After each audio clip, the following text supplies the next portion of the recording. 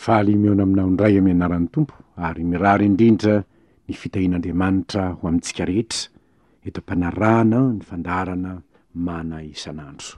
Verina mankany amin'ny bokin'ny Salamo sika, mazava loatra moa fa fideranan'Andriamanitra ny salamo mazana, tononkalo no ao, tononkiro no ao, fankalazana an'Andriamanitra no ao, fanambarana ny asa mahagaga nataon'Andriamanitra no ao, ary noho izany dia tsara raha mbola iara-misaotra n'Andriamanitra hivavaka aloha isika. Misaotra anao tokoa zahay Andriamanitra rainy azay ny an-danitro no ny famindramponao.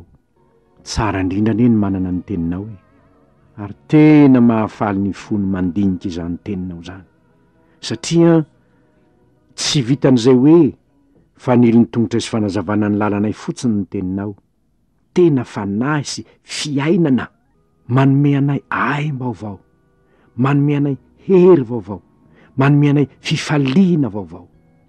Na inona mandalo aminay eto amin'ity zao tontolo zao ity. Ka dia misaotra indrindra ry Tompo. Mangataka aminao ary zahay raha andinika ny teninao indray anio, aoka ny fanahinao masina no ampitoetra zany teninao zany eo aminay, ka anjary fiainanay ny teninao ary ho voninahitra sy anaranao Tompo ny vokatra zany. Amin'ny anaranao Jesosy Tomponay no anaovanay izany vavaka izany. Amen.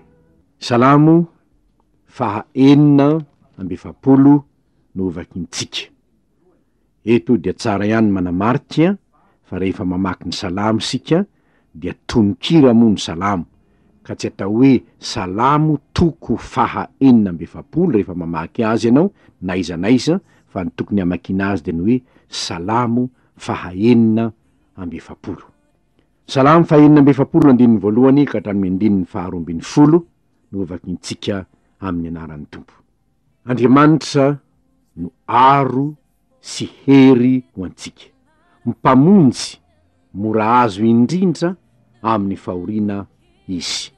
Koa izany tsy hatahorantsika, na de ho levona aza ny tany, na mifindra ho any anatin'ny ranomasina aza ny tendrombohitra, na mirondrona sy misamboaravoara aza ny onjany, ka miorooro ny tendrombohitra noho ny fisafokany. Misy ony, ko ny sampany dia mampifaly ny tanànan'Andriamanitra, fonena masiny avo indrindra. Andriamanitra no ao afovoany, ka tsy mba hihetsika izy. Andriamanitra no hamonjy azy rehefa madivo amaraina ny andro, ny tabataba ny fireneny samihafa, mikotrakotrana ny fanjakana maro, nanonona ny feony izy ka niempo ny tany. Jehovah Tompony maro no momba antsika, Andriamanitra Jakoba ny fiarovana avo ho antsika. Avika jereo ny asan'i Jehovah, zay mahatonga faharavana ety an-tany, mampitsahatra ady hatramin'ny faran'ny tany izy, manapaka ny tsipika sy manito ny lefiny izy, ary mandoro ny sarety amin'ny afo. Mitsahara ka aoka ho fantatrareo fa izaho no Andriamanitra, hisandratra amin'ny fireneny samihafa aho, hisandratra amin'ny tany aho. Jehovah Tompony maro ny momba antsika, Andriamanitra Jakoba aro ho antsika. Ray masino manamasinana eo amin'ny fahamarinana fa ny teninao ny fahamarinana.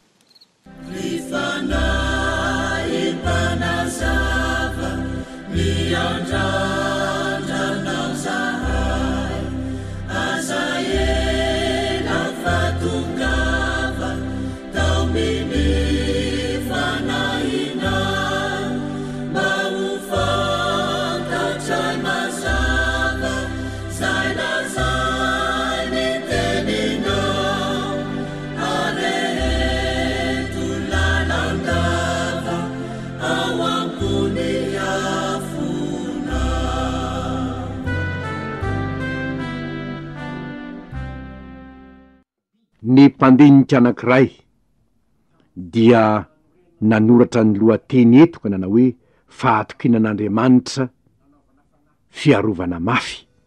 Lay mpandinika soatra masina iray koa dia nanao hoe ity salamo ity dia azo lazaina hoe lay salamon'ny fiantoanaina. Fa inona nge no ambarany? Ny amin'Andriamanitra inona no ambarany amin'Andriamanitra? Tonokira izy ty, ny ataon'ny mpivetihira, tonokira hanambarana momba an'Andriamanitra, ny asan'Andriamanitra, ny herin'Andriamanitra. Ka izay ambarany eto voalohany momba an'Andriamanitra de ny hoe Andriamanitra aro, hery, mpamonjy.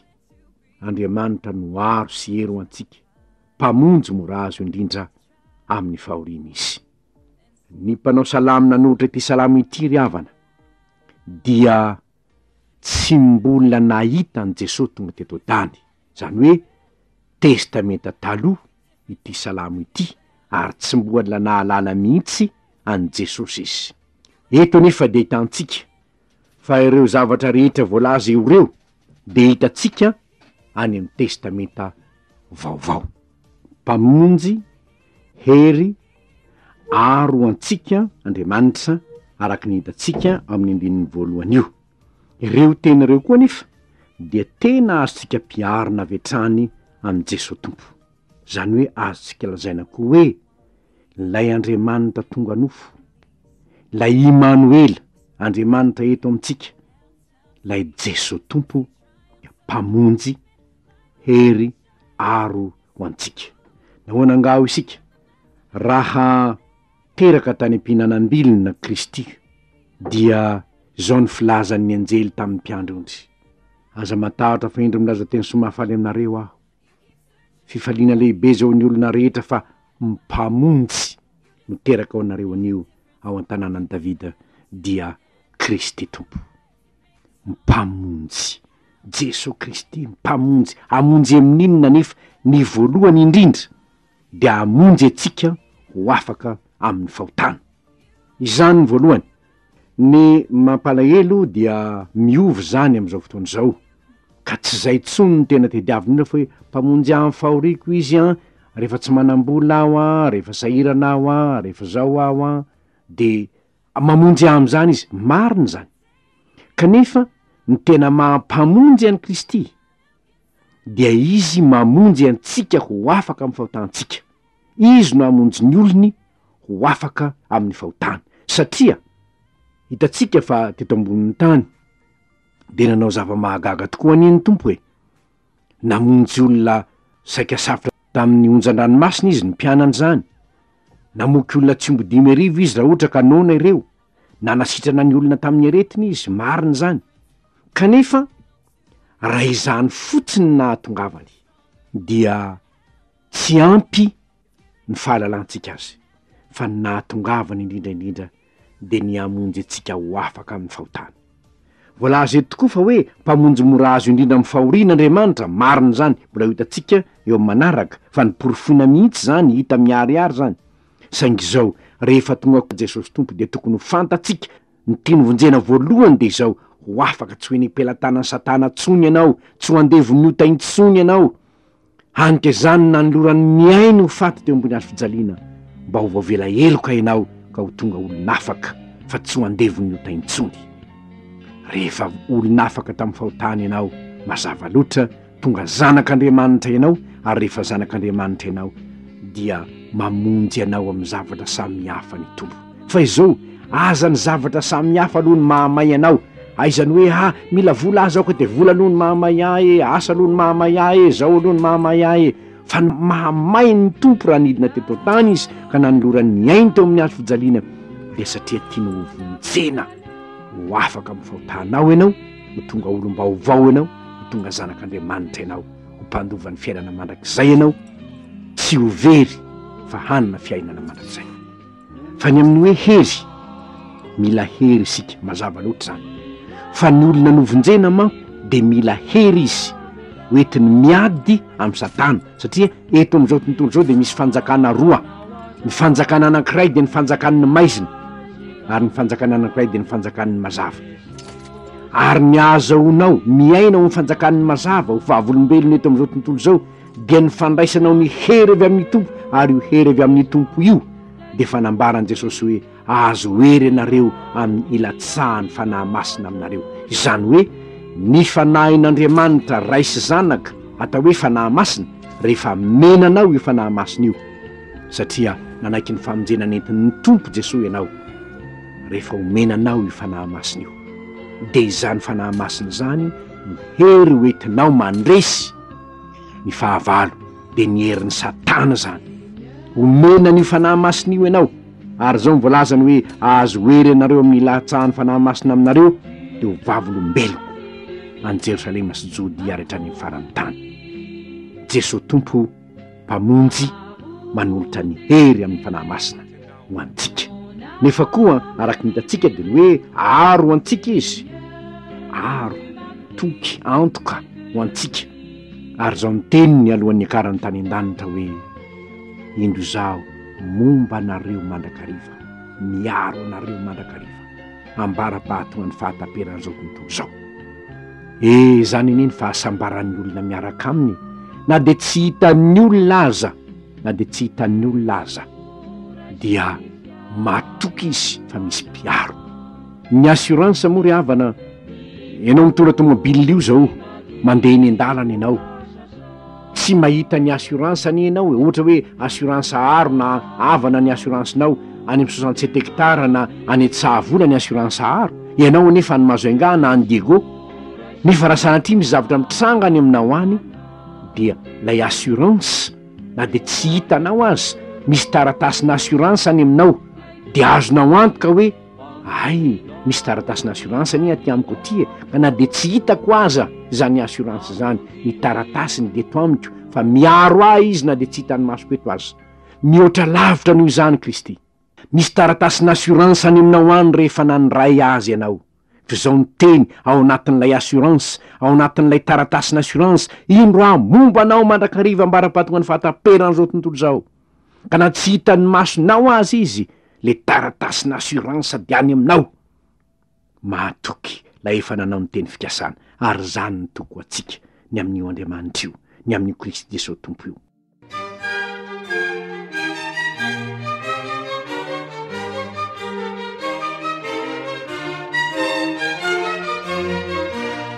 Zavatra hitatsika ihany koa ny momba an'Andriamanitra, satria ny fanontaniana petrakitsika moa de zao tononkalo izy ty, ary inona no ambaran'ilay tonokalon'ilay mpanoratra ny momba an'Andriamanitra.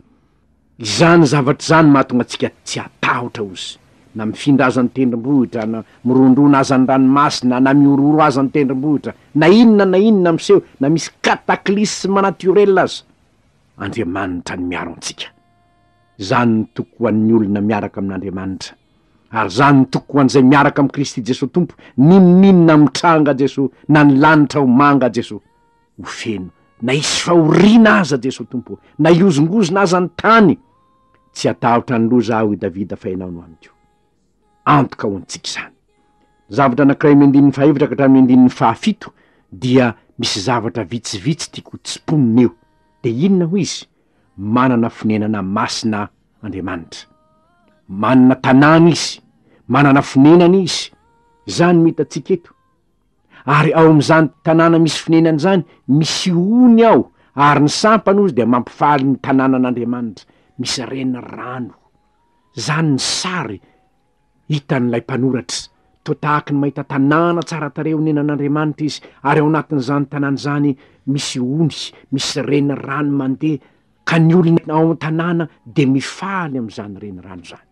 Sary mahafinaritra. Ny poety moa ry havana manana maso tsy tahaka ny masontsika indraindray, ka ny azy manko na de ravikazo mifampikasoka aza hira ny fandrenesan'le fikasokasoana.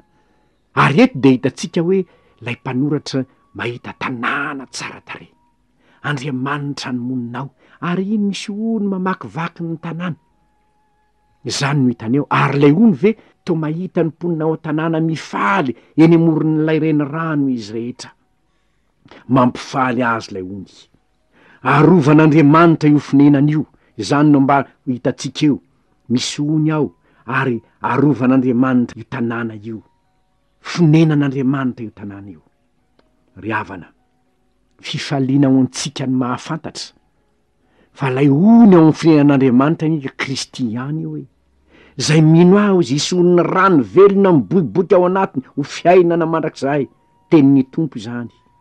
Ary amboniny zany voalaza ny soratra masina amin'ny Efesianina toko faharoa fa hoe isika dia nataon'Andriamanitra ho fonenany noho ny fanahiny ao anatintsika. Nanjary fonenan'Andriamanitra amin'ny fanahy isika.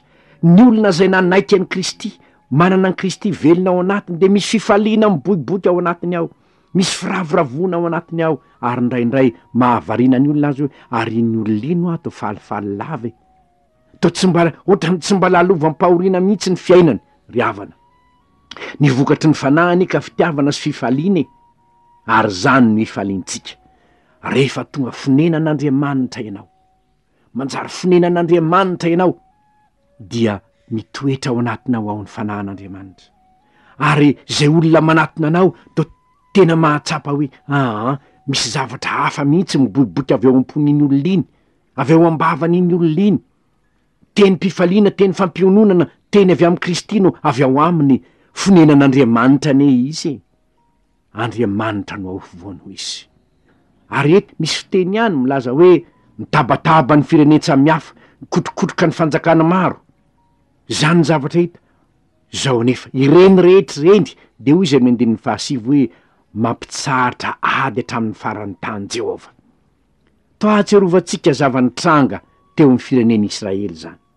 Satria zao aneny voasoratra hoe firenena samihafa mitabataba, fahavalo mampitahotra, nefa nampitonen'Andriamanitra izany.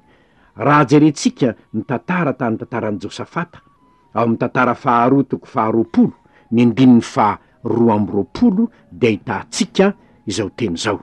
Tantara faharoa, tantarany any amin'ny Josafata io, toko faharoapolo, zao no hitantsika ao. Mahafinaritra loatra io tantara io satria nampitahory ny firenena Moabita sy ny Amonita ary ny firenena Edomita Josafata. Fantany fa fahavalo mahery ireo, tena sarotra tokoa ny mandresy azy. De zao ny voasoratra amin'ny toko 1:7 hoe de natahotra Josafata ka nanatrika tsara hitady an' Jehova sady niantso andro fivadiakanina ho an'ny tanin'ny Joda izy. Inona ny antony? Maibe ireo fahavalo ary mirondrona mihitsy ny ranomasina mampitahotra ireo. Zao nefa iza ny mba tokony Josafata? Iza ny azy ny mba tokony? Jehova ny tokony. De inona no zavatra nitranga nivavaka Josafata? Ry Jehova Andriamanitry ny razanay io, tsy ianao va no Andriamanitra any an-danitra? Eny ianao ny mpanapaka amin'ny fanjakan'ny jentilisa rehetra, ary eo an-tananao ny hery sy ny fahefana, ka tsy misy mahasakana anao. De hoy ihany ny tonimbavaka nataony, ry Andriamanitra io, izahay de tsy manan-kery hanohitra ireo olona betsaka ireo zay avy amelenay, ko tsy hitanay zay ataonay, fa ianao no andrandrainy ny masonay. Izany no fahatokin'ny olona matoky an'i Jehova. De inona ny vokatra zany? Nideran'Andriamanitra ny olona, nivavaka ny olona, nanakalazan'Andriamanitra izy. De hoy ny voalaza hoe ary raha vao nanomboka nioby sy nidera ireo, de nasiany Jehova otrika hamely ny taranaky Amona sy Moaba sy ny avy any tendrombohitra Seira izay avy hamely ny Joda, ka de resy ireo. De nitsangana ny taranaky Amona sy Moaba namely ny avy any tendrombohitra Seira, ka namono sy nandringana azy, ary noho ny voaringany ny mponina tany Seira, de nifandringana kosa izy samy izy. Izany ny fomba n'Andriamanitra. Miaro ny olona izy, ka ireo fahavalony zay avy andringana, avy amono any Joda ireo, rehefa nivavaka Josafata, rehefa nitaraina tamin'i Jehova izy, de nanjary ny fandringana nereo hoe izy fahavalo ihany ny fandringana tao. Ary tamin'ny andron'ny Josafata zay. Fa tamin'ny andron'ny Ezekia kosa, raha tonga ny miaramila ny Sankeriba hamely azy, de nitaraina tahaka zany koa, nitaraina tahaka zany koa Ezekia. Ary rehefa nitaraina tahaka zany Ezekia, inona ny zava-nisy? Ny 5:7 amin'ny mpanjaka faharoa toko 7:20.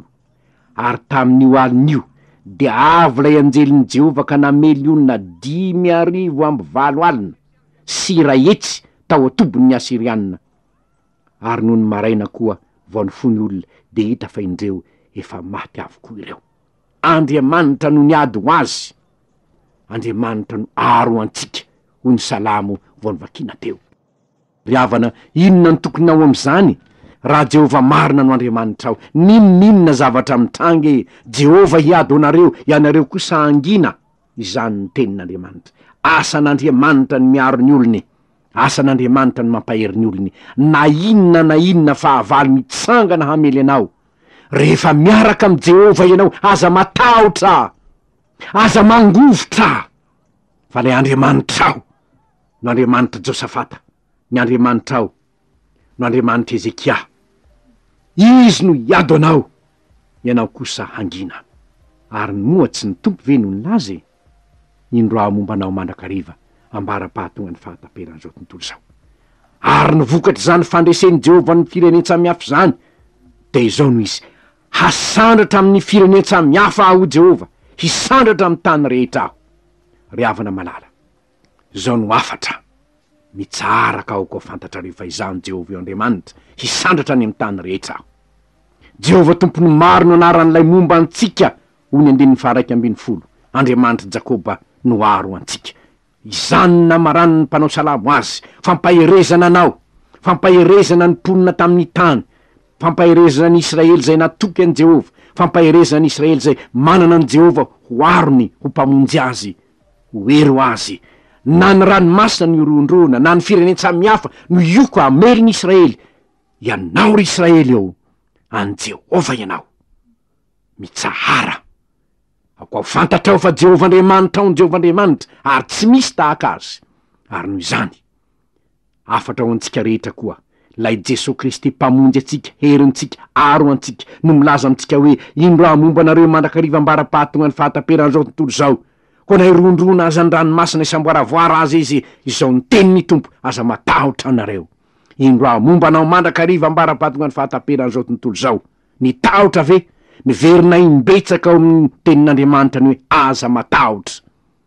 Raha mbola mandeha amin'ny fahamarinana ianao, raha mbola Kristy marina ny miara-dalana aminao, raha izy marina ny mbola ao anatinao, ary raha ny fiainanao mbola entinao miaraka aminy sy manompo azy, aza matahotra fa miaraka aminao izy.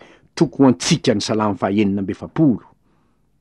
Andriamanitra no aro, hero antsika, mpamonjy morazo indrindra amin'ny fahoriana izy. Ry kristianina malala, sairan-tsaina ny maro fa ianao miaraka amin'ny Tompo, izao no teniny aminao anio.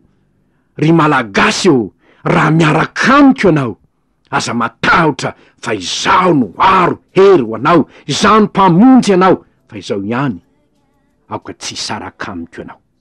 Fa na isamboaravoara sy rondrona aza ny ranomasina zao tontolo zao, nosy Madagasikara, aza matahotra ianao fa mombanao aho izy, ary aza mierikerika fa nafaizao no Andriamanitra.